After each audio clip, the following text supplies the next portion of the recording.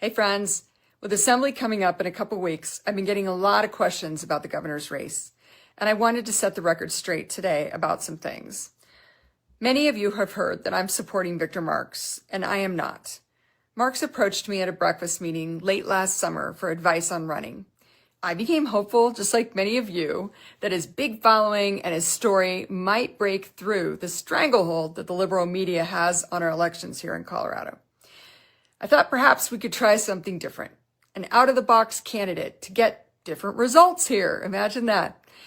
But knowing what I know now, after getting to know him as a candidate, I'm not endorsing for governor. I quietly stepped away from assisting the Marx campaign in early January. But here's why I'm speaking up now. I've been in this arena. I ran for governor of Colorado in 2022, as all of you know, outspent by more than 8-1, $4 million against Jared Polis's $33 million war chest. And to beat me, the Democrats had to manufacture attacks out of thin air. They lied about so much about who I am. That's what it takes to beat a nominee with a clean record and no skeletons, perceived or not. What I went through is a useful measuring stick for what's coming this fall. This is not an attack on Victor Marx or any of you who are supporting Marx. I was there too in the beginning.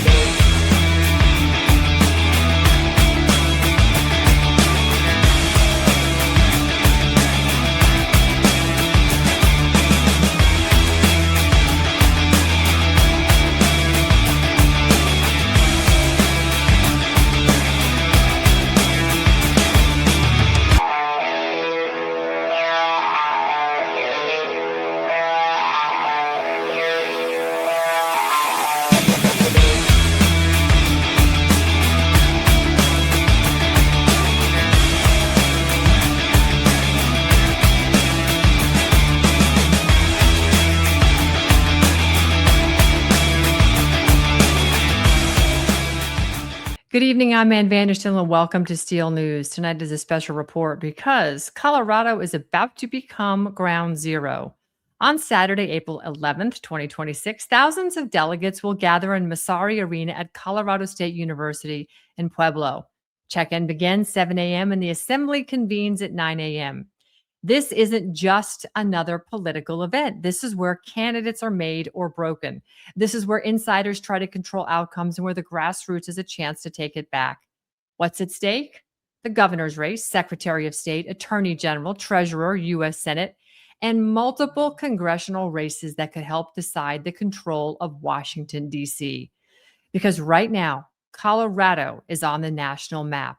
And it starts with the governor's race. For the first time in 8 years, the seat is open, and that has triggered a crowded, high-stakes battle on both sides. Democrats are already consolidating, while Republicans remain in a competitive field, still fighting for position and momentum heading into assembly. And it doesn't stop there. Democrats are openly targeting Republican-held seats in both the 8th and the 3rd congressional districts, seeing a real opportunity to flip them in the midterms. The 8th is no surprise. It's one of the most competitive districts in the country, decided by razor-thin margins and already flooded with money and national attention. But the 3rd district, that one should be safe. And yet, it's not. Representative Jeff Hurd just came through a very public internal fight, a primary challenge, a withdrawn endorsement from President Trump, and then a reversal after pressure inside the party to avoid weakening the seat. The challenge may be gone, but the signal is clear. Even GOP-leaning districts are vulnerable, especially in a midterm environment where turnout, messaging, and unity will decide everything. And this is exactly where most people misunderstand how Colorado really works. Because by the time voters see a primary ballot, most of the decisions have already been made. Colorado uses a caucus and assembly system, which means everything starts months earlier in small local precinct meetings, often with very few people in the room. Those attendees elect delegates, and those delegates move up from precinct caucuses to county assemblies and ultimately to the state assembly. Yet here's the key. Those delegates aren't the ones who decide which candidates actually make it onto the ballot. Candidates must hit a 30% threshold at assembly to move forward. And if they don't, their campaign can effectively end before most voters even know their name. So when people say the election starts now, they're not exaggerating because it already did. It started in those small rooms with the people who showed up, and now it culminates in Pueblo. So when the delegates walk into that arena, they're not just picking names on a ballot, they're deciding whether Republicans in Colorado are going to walk into those races unified and ready or divided and exposed. Because let's be honest, Colorado has been drifting, and now the pressure is on. Delegates are walking into that arena with one question: who actually has the courage to lead this state, and who is just playing politics? Tonight, we're going to break it all down because what happens in Pueblo doesn't stay in Pueblo. It sets the stage for the midterms and potentially control of the country. Joining me tonight is someone who knows the battlefield better than most. Heidi Ganal, entrepreneur, founder of Rocky Mountain Voice, former CU Regent, my alma mater, and the 2022 Republican nominee for governor of Colorado. She's been in the arena, she's taken the hits, and now she's helping shape the next phase of the fight through media, grassroots organization, and political strategy. Heidi, welcome to the show. You've explained how the Democrats have really marshaled themselves and they feel like now is the time to pounce. From where you're sitting, what did you learn running a statewide campaign that most people still don't understand about Colorado politics that might help the folks at caucusing this weekend start to see through a more clear lens and when they're starting to make candidate selections? Because the governor's race is huge and the Colorado congressional race is critically important because that actually impacts the rest of the country. Many lessons. One of the key lessons is that money does matter. You've got to raise enough money to go toe to toe with the Democrats. And so the candidates who are going to win the primary need to get right to work and raise millions and millions of dollars. The Democrats will spend upwards of $30 million in the governor's race, and the congressional races are very, very pricey also. The Democrats have no lack of resources. And I thought I was naive enough to think that I could outwork the money. You can't. You just can't. And what they do is they save it till right when the ballots drop. We have a 30-day election here in Colorado. It's all mail-in ballots. It's horrible. But what happens is they save every penny until that day those ballots drop. And that's when the voters start to pay attention and they swarm the airwaves with TV commercials, cable commercials, digital advertisements, huge flyers in the inboxes. And by then, if they lie about you, it's too late. You don't have a lot of time or resources to refute what they're saying. So it's really important that we have candidates that understand that. The second thing is you've got to be able to deal with the liberal media. You've got to go toe to toe with them, no fear. You've got to answer their questions, be bold, address things head on.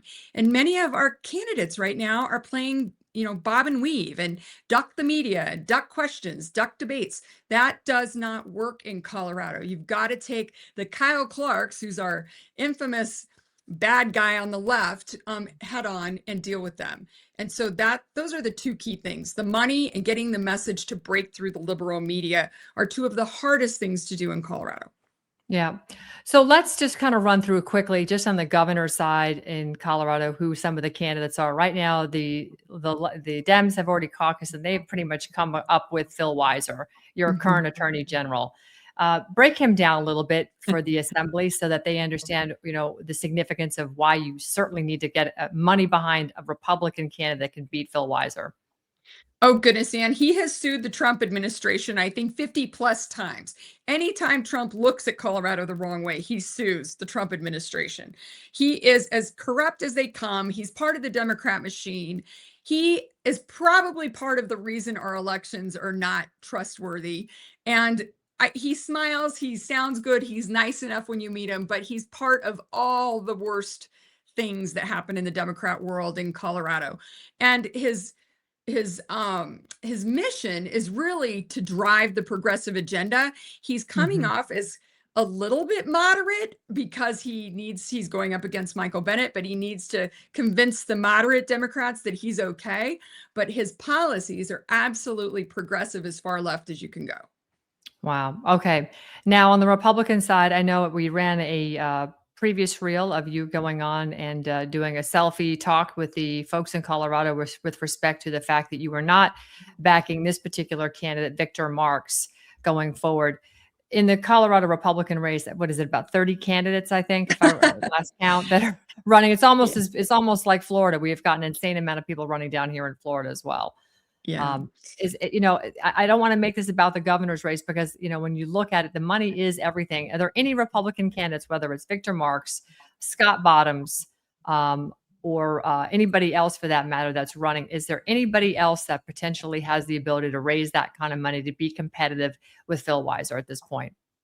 I haven't seen it. I don't see any outside efforts raising tens of millions of dollars, which is what would be needed in order to win the governor's race here. Raising 30 to 50 million dollars is going to be a requirement. It's just got to happen. I don't see that happening. I don't get a clear message coming through on what the candidates are actually going to accomplish. I've said this numerous times, like if I don't understand what they're trying to accomplish if they get elected, the voters certainly are not going to. So they've got get it much clearer about that. And I believe there's one candidate, Scott Bottoms is the darling of the grassroots. Yeah. And Barb Kirkmeyer is the darling of the more moderate, you call them establishment voters. Mhm. And Victor came kind of in, and I don't know, just he hasn't been involved in politics here. And he basically registered as a Republican in 2020. So he hasn't been part of the grassroots efforts, the caucusing, the bloody war we've been in for a long time. So Right. I know a lot of people respect the work he's done with his nonprofit, but as far as Colorado goes, he's got a big learning curve to be able to get on the debate stage against Phil Weiser or Michael Bennet and go toe to toe with them on policy and the things that matter to everyday Coloradans. So let's talk about the assembly, because the assembly is who determines who gets on the ballot. You have a 30% threshold. You've got delegates who are the gatekeepers of the candidates. And there's a lot of tension between the establishment backed candidates, the grassroots supported candidates. So talk to us about how Pueblo makes those choices strategically. Yeah, and there's two ways you can get on the ballot statewide here in Colorado. You can petition on, so you have to get 1,500 signatures from each congressional district that are like they're actual registered Republicans, and they have not signed another candidate's petition before they signed yours. So it's a lot trickier than it sounds.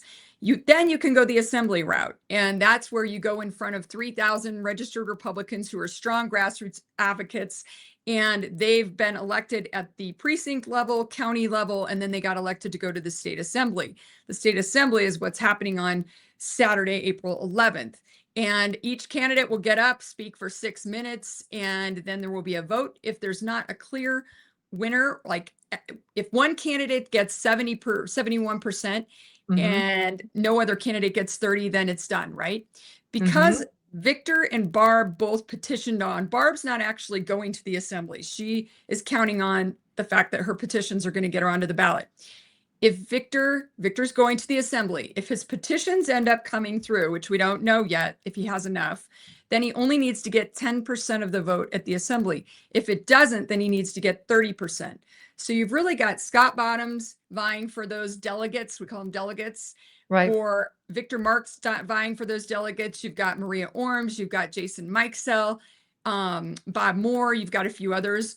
But the real competition is probably going to be between Scott Bottoms and Victor Marks to see how things land. But Maria Orms or Jason Mikesell or another candidate could come through and surprise people. The funny thing at these assemblies is if they give a really good speech, we've seen the apple cart upended and anything can happen. They're very unpredictable, these assemblies are.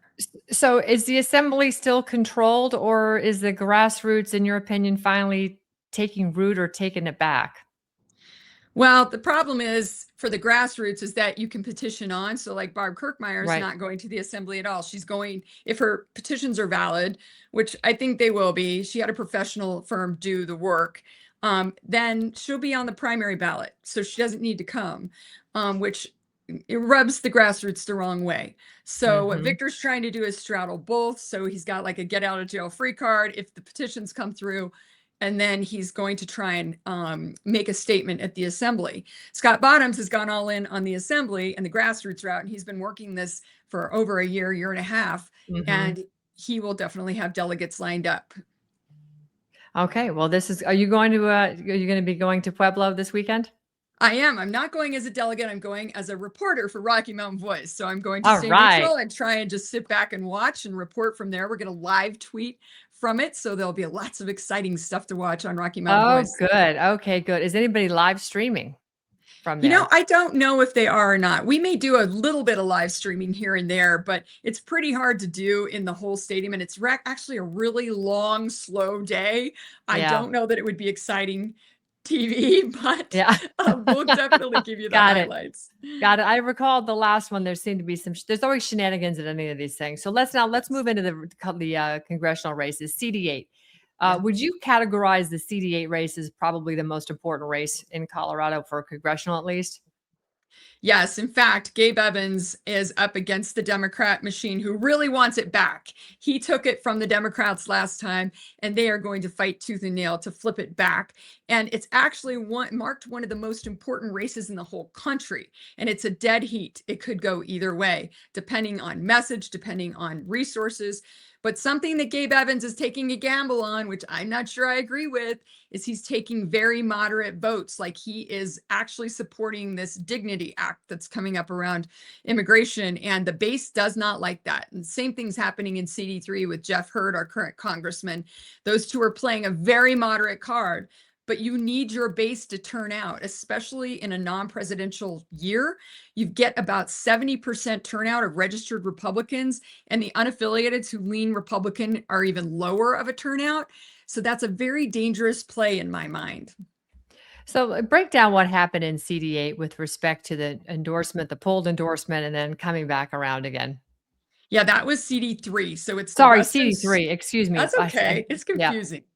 CD3 is Jeff Hurd. That's Lauren Boebert's old district. She moved Yep. over to CD4, which is where I live. Yep. And Jeff Hurd won a very close race last time against Yep. the Democrats, and he plays it very safe. In fact, so safe that President Trump got very frustrated with him and pulled his endorsement and gave it to Hope Scheppelman, who's much more of a grassroots favorite, an activist, like just strong, hardcore conservative. And she had jumped into primary Jeff Hurd. So she just went to work for the Trump administration, and President Trump talked her out of, getting out of the race and doing that. And now he switched his endorsement back to Jeff Hurd. But the Republican base in Colorado doesn't forget that easily, and they are not happy about some of the votes he's made. And it'll be interesting to see if they show up and they can create unity in CD3, because that's going to be a very, very tight race. And that's Pueblo, Durango, Grand Junction, the whole western slope. So if you had to make a prediction, strictly as a media person, which way do you think CD3 goes? Is it going to stay with Jeff, or is it going to move into Democrat territory? Jeff needs to get on the ground, show up, talk to people face to face, and reconnect with his base. He has to be very, very diligent about that. And then I think he can eke it out. But boy, is it going to be tight. So if Colorado loses 2 seats, because right now you are holding 4, if you lose 2 of them, it really upends your state. You become, I would say, deep blue at this point. Yes, it's bizarre that, I love that we have 4 out of the 8 congressional seats, but it drives the Democrats nuts. We did a redistricting initiative with an independent redistricting commission a couple years ago, and it turned out pretty even, right? But they are trying a last-ditch effort to do kind of what Virginia did and some of the other Democrat states are trying to do with redistricting and override that commission, but it wouldn't be effective for this year. It'd be for 28 and 30, which is another conversation that's very dangerous. But right now, we've got to hold these seats, because if that happens, it's going to be more important that we go in as incumbents and not fighting the Democrats. So talk to us about the race that Gabe Evans is challenged right now, is facing right now. In CD8, Yeah. or Jeff Hurd CD3, Gabe Evans in CD8. Gabe he was in law enforcement. He's a young guy, he's very articulate, he's a good man. He's got the typical consultant class around him. So I think they're the ones trying to convince him to moderate and to make these votes they're going to upset the base, which really worries me. So I'm a little How worried so? about Why would that race. upset the base? Well, because he's made some votes that went against President Trump. And our base wants one thing right now. They want loyalty to President Trump. They want you to have his back if you're in Congress. Not to mention, a lot of people are really frustrated with the inaction of Congress overall and just rolling our eyes at, like, why can't anybody get things done? So the engagement's already, people are already rolling their eyes and like, why even go vote? Because they don't do anything. And then you layer that on, butting up against President Trump and not supporting his agenda when we sent you to DC to do just that. There's even more frustration. So then he's got to pull more from the unaffiliateds that lean Republican, and there are not a lot of those. When you split up the unaffiliated vote in Colorado, it's as bad as 70-30 in some areas. It's typically about 65-35 overall, but you've got 2 million unaffiliated voters out of the 4 million active registered voters in Colorado. And if you split those 70-30 and put the URs with the UDs with their parties, we've got a 500,000 voter gap statewide. That's why it's so hard to win statewide. And then in Wow. those congressional districts, it's really, really tough to pull people that are unaffiliated that typically vote Democrat your way. And they don't change their vote very often. It drives me nuts, Ann, when people are like, oh, there's 2 million unaffiliated voters. They're just squishy and we can win them over. No, no, no. Only a very small, thin slice of those unaffiliated voters actually will be willing to vote differently than they normally do. And so you've really got Republicans and Democrats. They're just registered as unaffiliated, but they Sure. act as if they're party.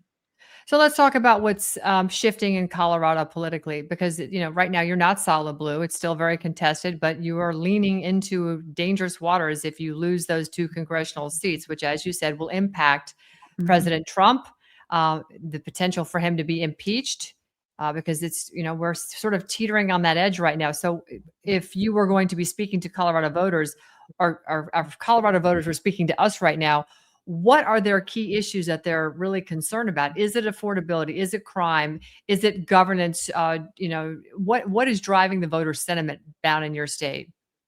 Well, very different conversations with Republicans and unaffiliateds that lean Democrat. They Okay.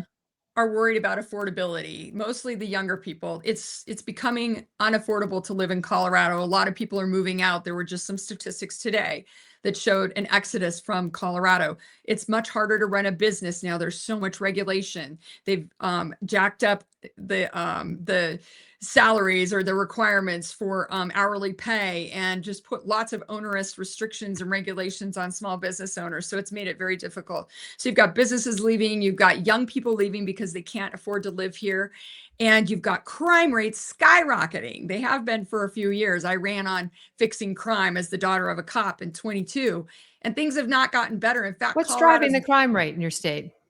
oh my gosh, it's just California 2.0. They let everybody out of jail. They don't hold anybody accountable. We're a sanctuary state, so there's not really a border to Colorado.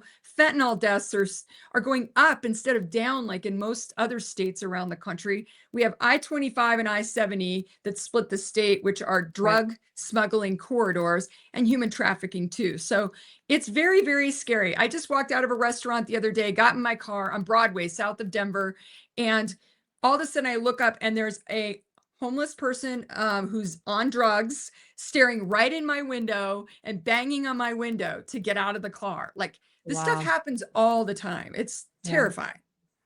Yeah, that is, do you think some of that was from passing legislation to make, marijuana, free, available, decriminalized? Did that sort of follow it or no? Because we've been challenged with that here in Florida. Yeah, I mean, we've had legal marijuana for a long time, and a lot of that's been pushed into the black market because they've raised the taxes so high on the legal marijuana. And then we legalized mushrooms. I mean, it's the crime, like the punishment if you get caught with fentanyl, or if somebody you give fentanyl to or sell fentanyl to dies or is injured, is very, very low. It's ridiculous. It's like a drug-friendly state here. Not to mention we're an abortion tourism state because you can have abortion up until birth here. And you pretty much lose your rights as a parent if you push back on the transgender stuff at all in the schools. It's pretty shocking considering you've been able to hold a line for the for the Republicans in Colorado, that you have all of these liberal policies. I mean, abortion up into the day you're born is really murder in my book, but Yep. who am I? I'm just a conservative voter out here in Florida, just calling it like I see it. And again, the legalization of mushrooms, marijuana, et cetera, all these things, is of concern, considering you're looking at, homeless people on drugs coming up to your car in a good part of Colorado. This is not like you went down into the slums. This is what I find concerning for a state. And this is what I see happening in Florida, that it's the rhinos that really are more like Democrats dressed up to be Republican, and they lean left and they color themselves with a big R, but there isn't really a difference anymore. Do you think the uniparty has pretty much grabbed a hold of your state and they're just pretending to be R's and D's, that there's a difference? Yeah, one thing that's really frustrating for me, Anne, is the consultant class. And the consultants don't care if us Republican candidates win or lose. They get paid either way. And they've just milked the system for years. And the same people are giving advice to our candidates that have lost us Colorado for 20 years. They need to go bye-bye. They need to go away and let some new talented people come up the ranks to help our candidates actually win and raise money and play a new game. It's a new world. And they've got to get in it with digital and fundraising and the different way that we speak to voters and what Gen Z and young people want. It's a very different world than it was 10, 20 years ago. And the same people are spouting off about how to win Colorado, and they always lose. If you were speaking to the, if you were not, if you didn't have the media hat on and you were speaking to the delegates that are going to be at Assembly this weekend, what would be the advice you would give them so they could look clear-eyed through a good lens and see what's really important to salvage Colorado, save Colorado, to keep it from turning blue completely, and also have an impact on what's going to happen across America? Well, most importantly, you need to pick candidates who are going to be kind of bulletproof, that the liberal media are not going to have a heyday with, and with a background that's going to be fodder for them. Pick someone who's stable, who can speak well, who knows how to go up against the liberal media and make a good argument, who can go toe to toe on the debate stage with other candidates and make us proud and start to message the things that we care about. Someone who knows what the inside and outs of conservative policies are in Colorado and the damage that's been done to our state, so they can articulate that. We like to say, publish the crazy. That's what we do at Rocky Mountain Voice. We publish the crazy things that the Democrats have done to Colorado, because again, we're like frogs in boiling water. A lot of people have just kind of gone along to get along over the years, and they wake up and it's like, what happened? What happened to our state? Well, those of us that have been here a long time, we remember what it was like to live in Colorado, and I'm sure you do too as a CU buff, when we were truly the wild, wild west, the new frontier, and the place you came to do big things that you couldn't do in other states. That's right. And Colorado used to be that state, and it seems to me that it is going in the completely wrong direction. Having spent a month out there recently, I was really disturbed by what I was seeing. It seems that the lights were on, but nobody was home. A lot of people seemed vacant. No, really. And I'm not saying this because they were walking around high, but just people seem to kind of be checked out in the state. I didn't see the same vibrance that I recall even 10 years ago, visiting family and whatnot in Colorado. It's completely different now. And I don't want to see it continue to slide that direction, because I always have such fond memories of that state. And the people always were very outgoing, very fit, very engaged. And it seems like they're a little bit disengaged in some aspects. And it could be just the Denver metro area I was in. I don't know. But it's such a beautiful state. It has such potential. And it's such a critical state, too, when it comes to, natural resources that America is going to depend upon and has been dependent upon. So not to mention the tech resources that you guys have there. You've become a very tech heavy, state. And you offer a lot to America. What are the biggest mistakes that Republicans are making right now?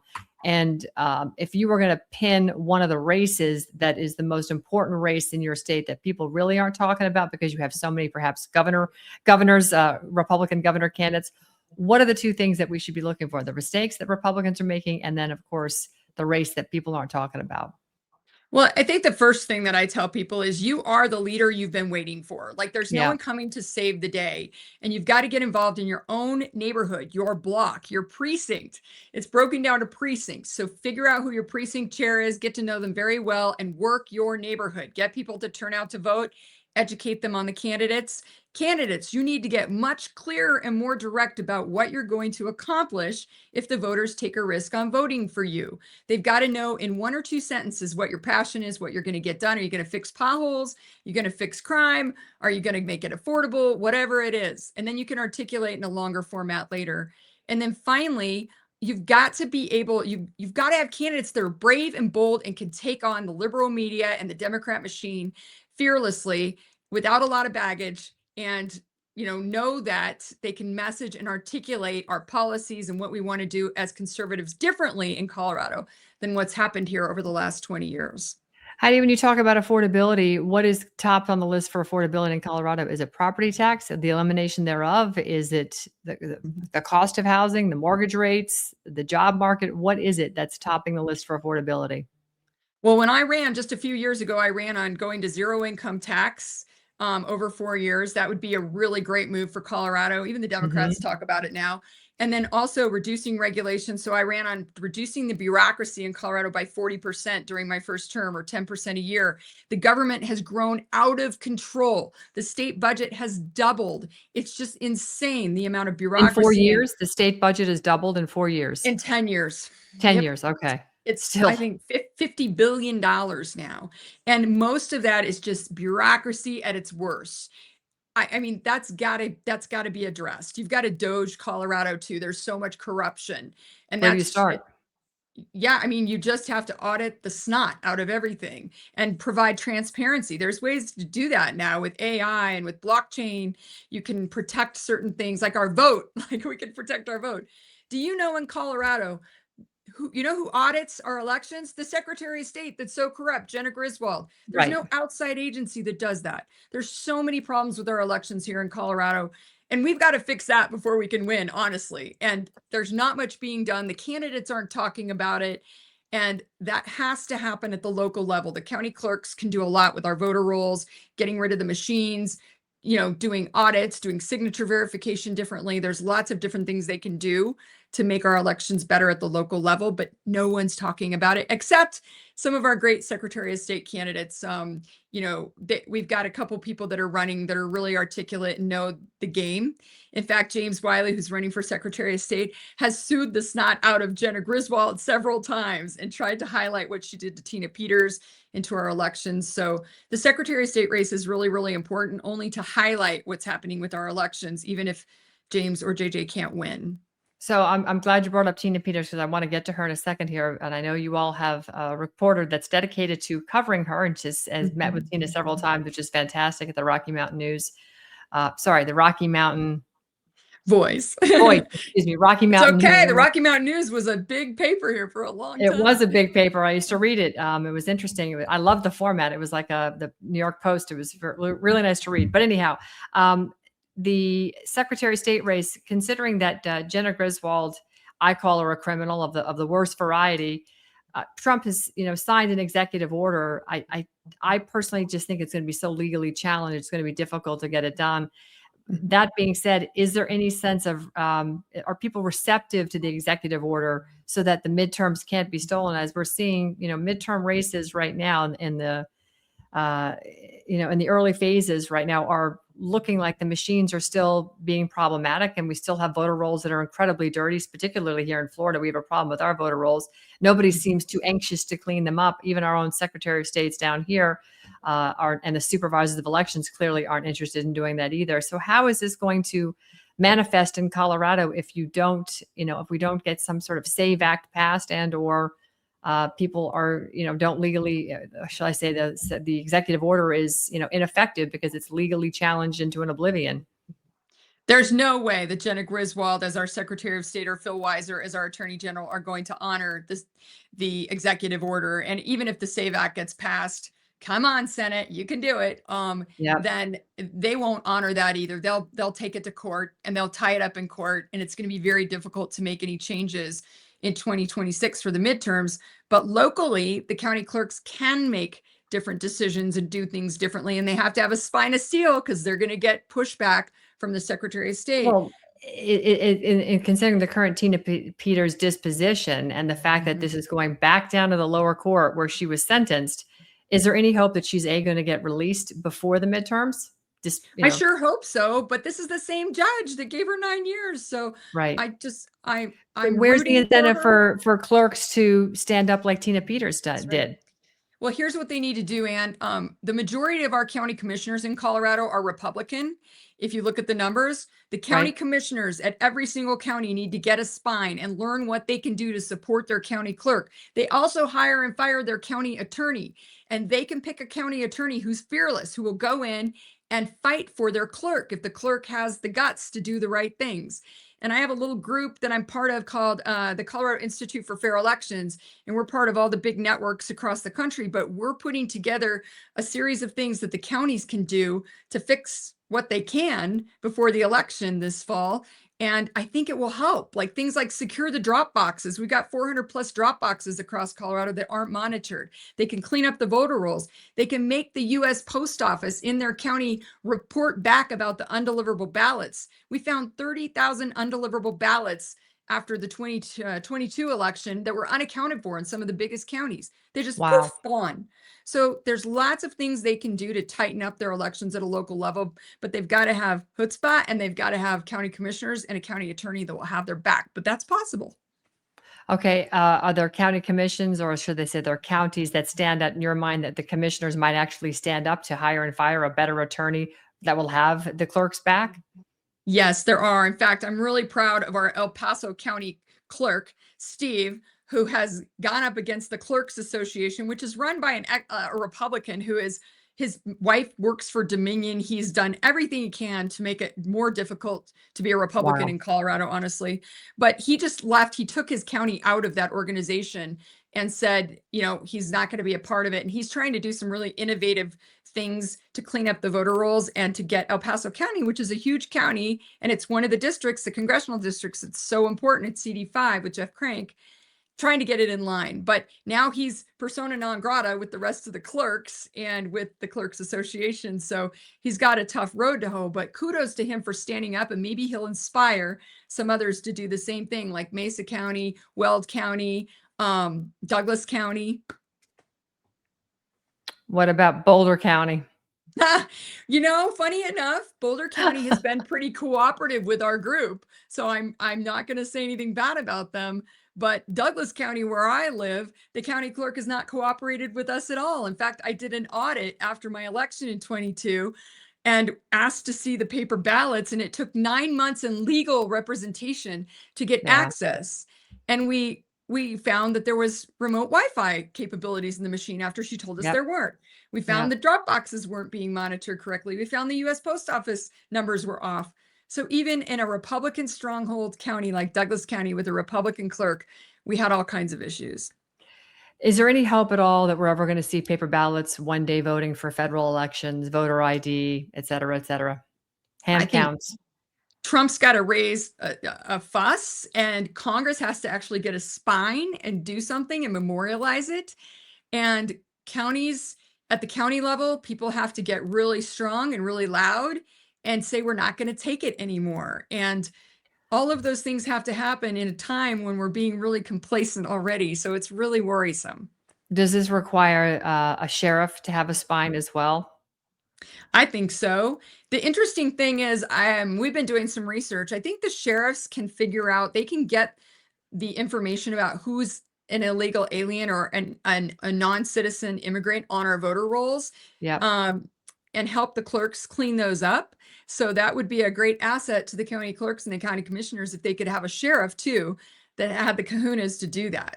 Who has to make the motion to make that request, to get that ball in motion, to engage the sheriff and the county clerk and the commission to actually do it? Does the people just show up to the commissioners meeting and say, hey, we want to do this? Can we take a vote? Bingo. And what you need to do is go to your county commissioner meetings. You get 2 minutes public comment, Right. write letters, make phone calls, put the pressure on. Our little group has 5 things that you can ask your county commissioners to do. We're happy to put that out. You can just email Heidi at RockyMountainVoice.com and I'll get that to you. But we will help. We will have your back, and we will educate you on how to do this. And that's what Rocky Mountain Voice is all about, is educating voters about how to make a difference. And you can at the local level in your elections. It's hard work. It's not fun. You're going to get yelled at. You're going to get called names. But we have a country to save. We have a country to save. All right, Heidi, I'm going to give you the last word. You've got a great website here, Rocky Mountain Voice. I was on it. You have some great articles on here as well. folks, if you're in Colorado, you should head over to Rocky Mountain Voice, go through this website, read all these articles. They've done a great job of chronicling pretty much everything that's going on across your beautiful state with respect to a lot of the politics that are plaguing your state.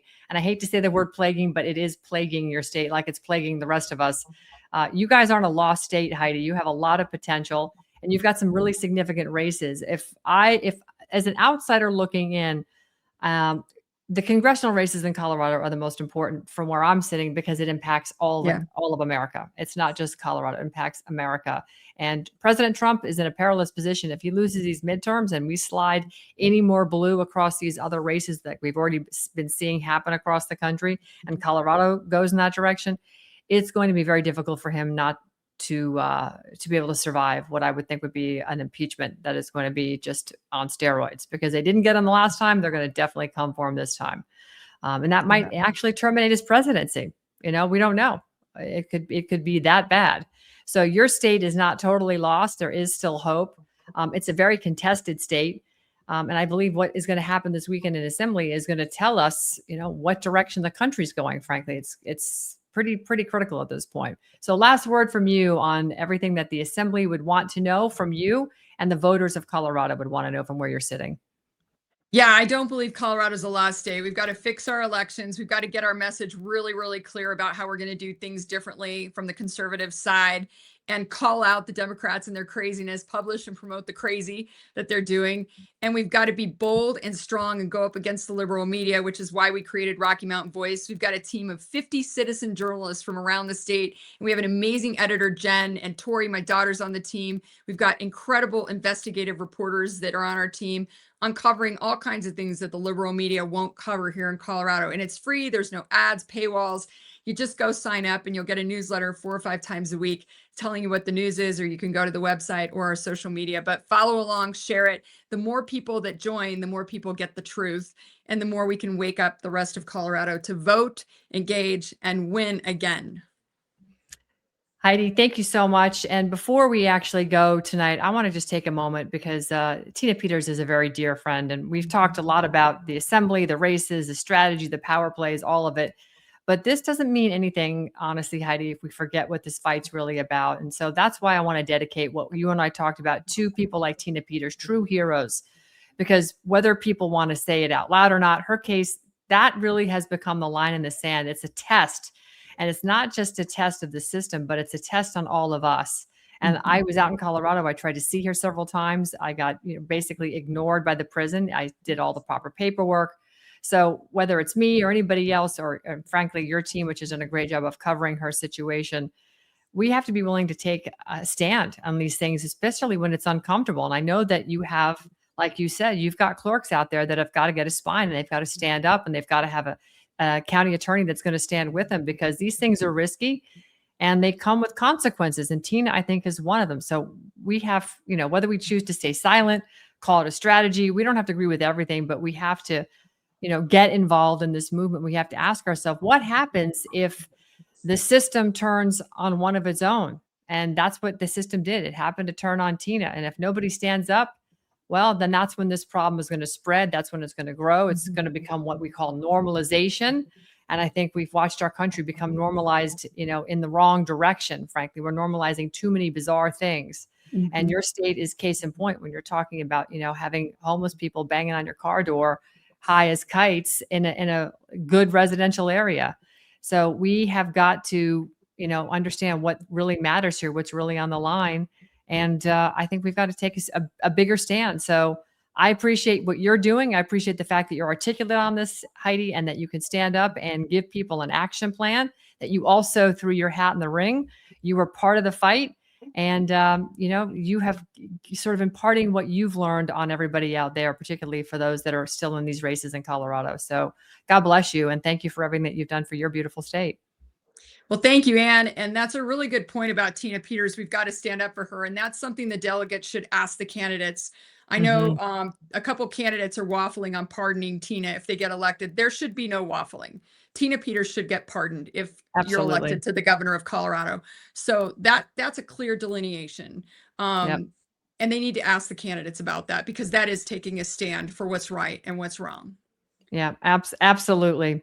Well, I appreciate you, Heidi. Thank you so much for coming by, and stick with me. I'll be right back after we, cut the stream. You guys, Thank you. thanks for being here, and have a great night, everybody. We'll see you again next time.